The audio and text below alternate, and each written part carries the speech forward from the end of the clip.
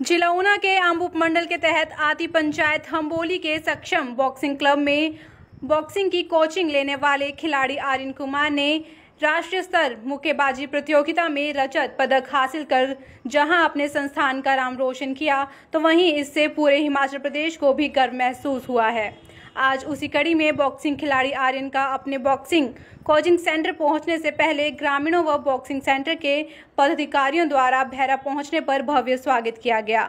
इस मौके पर सक्षम बॉक्सिंग क्लब के एमडी राजेश शर्मा, उनकी धर्मपत्नी व NIS कोच सरोज शर्मा, पूर्व DGP RM शर्मा, DSP आम वसुधा सूद, अशोक चौधरी, जनरल सिंह के साथ साथ आर्यन के माता पिता सहित अन्य गणमान्य लोगों के साथ उपस्थित रहे। हमारा नेशनल यूथ मतलब जूनियर से भी बड़ा होता है, मतलब जो एलीट होता है, सीनियर होता है, उसके बीच में होता है। और यूथ में नेशनल आना अपने आप में एक बहुत बड़ी बात है। हमारा बच्चा सिल्वर मेडल लेके आया है, मतलब कि वो इंडिया में दूसरा नंबर लेके आया है। सेकेंड नंबर पर हमारे बच्चे ने अपने आप को रिप्रेजेंट किया, अपने सबसे पहले तो ऊना डिस्ट्रिक्ट, उसके बाद हिमाचल को सेकेंड नंबर पर लेके आया है। तो इसके लिए मैं सबका गुजारिश करूंगी कि तालियां बजा के बच्चे का हौसला अफजाई करें। और आर्यन तो है ही बधाई का पात्र। उससे पहले उसके माता पिता और उसके दादाजी, स्पेशली उसके दादाजी, जो कि बच्चे को यहाँ पे ट्रेनिंग के लिए लेके आते हैं। आज हम पहली बार इस बच्चे के घर गए और ये बच्चा इतनी दूर से आता है, मतलब हम सोच भी नहीं सकते थे कि ये इतनी दूर से ट्रेनिंग करने आ रहा है। और मतलब कहते थे ना, हमारे में पेशेंस होना चाहिए। पेशेंस मीन्स धैर्य, विश्वास और मेहनत, ये तीन चीजें हैं जो आपको आगे बढ़ाती हैं। तो हमेशा अपने कोच पे, जो कि अभी गुरु हैं, उन पे विश्वास जरूर कीजिए और मेहनत करो। मेहनत करने वालों की हार नहीं होती। धन्यवाद। खुशी है मेरे को कि मेडल आया है और सबका श्रेय तो राजेश सर और स्नेहा मैम को जाता है, क्योंकि उन्होंने एक गांव में इतनी बड़ी एकेडमी खोली है। सारा श्रेय उनको ही जाता है। उन्होंने मेहनत कराई, उन्होंने मेरे को गुड़गांव में अपने पास पर्सनली अपने घर पे रखा। उन्होंने ट्रेनिंग कराई, मेरे को 3 टाइम ट्रेनिंग कराई, अच्छे से ट्रेनिंग कराई, अपने बच्चे की तरह रखा सर ने। बस यही है। काफी कुछ यहाँ पर सुविधाएं जो है वो दी जा रही हैं खिलाड़ियों को, क्या वो सुविधा आपको भी मिल रही हैं? हाँ जी, सारी सुविधाएं मिल रही हैं यहाँ पे। डाइट प्लान अभी स्टार्ट हो गया है और हर चीज स्टार्ट हुई है। अभी एकेडमी में नए कोच आए हैं, रितु मैम आए हैं, उनका भी श्रेय जा रहा है। मतलब बच्चों को सिखा रहे हैं, नई नई चीजें सिखा रहे हैं, स्किल सिखा रहे हैं। NIS कोच हैं सर की एक अच्छी सर का मतलब यहाँ पे बहुत बड़ा योगदान है राजेश सर का, कि एक पिछड़े से गांव में सर ने इतनी बड़ी एकेडमी खोल दी है, जो नेशनल लेवल की एकेडमी है एक टाइप से। अब आगे का क्या सफर रहने वाला है आपका? अब आगे का सफर है हमारा रोहतक में NBA में हमारी अभी ट्रेनिंग होगी। नेशनल का कैंप लगेगा, इंडिया कैंप, और उसके बाद जो परफॉर्मेंस जिसकी बढ़िया रहेगी, जो गोल्ड मेडलिस्ट है और सिल्वर मेडलिस्ट, आपस में उनकी फाइट होगी। जो बेस्ट होएगा उसको आगे भेजेंगे, उज्बेकिस्तान में भेजेंगे। अगर बात की जाए तो लास्ट जिसमें हमने रजत पदक जीता, उसमें किसके साथ आपका, किस स्टेट के साथ मुकाबला था? जिसके साथ मेरा मुकाबला था, UP के साथ मेरा मुकाबला था। प्लेयर अच्छा प्लेयर था वो, पर उसको 3rd राउंड में उसको RSC निकाला मैंने।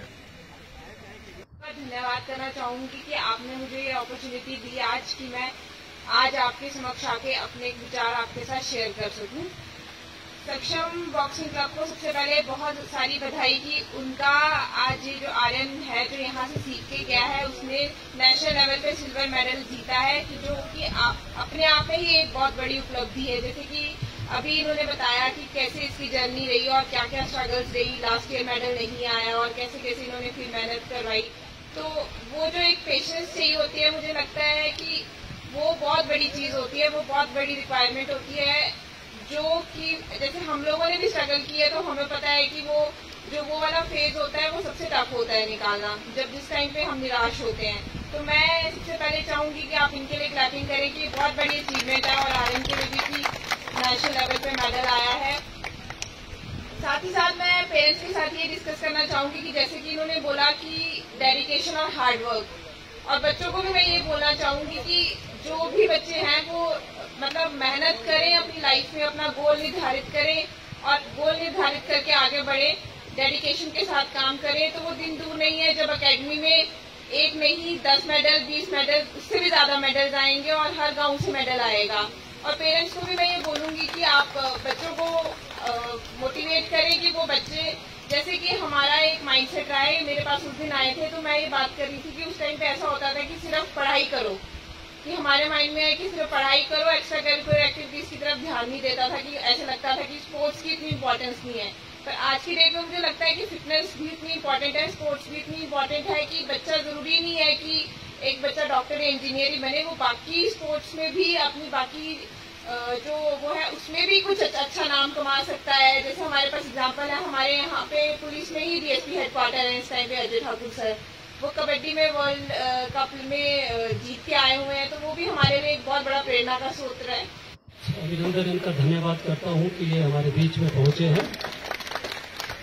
अब रही बात आर्यन की, आर्यन मैं आपको ये कुछ एक संदेश तो पहले भी देता रहा हूँ और आज फिर दे रहा हूँ कि किसी भी मुकाम पर पहुंचने के लिए आरंभ में बहुत सी मुश्किलें आती हैं, ये मैं आपको कहना चाहूंगा। मैं आपको एक दो उदाहरणें भी देना चाहूंगा।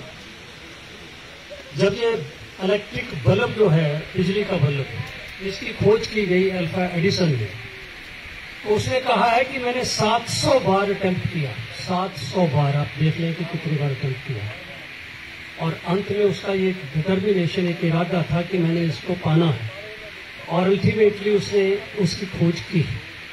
जितनी भी इन्वेंशन, जितने भी अन्वेषण हुए हैं, उसके पीछे बहुत सी मेहनत की जरूरत होती है।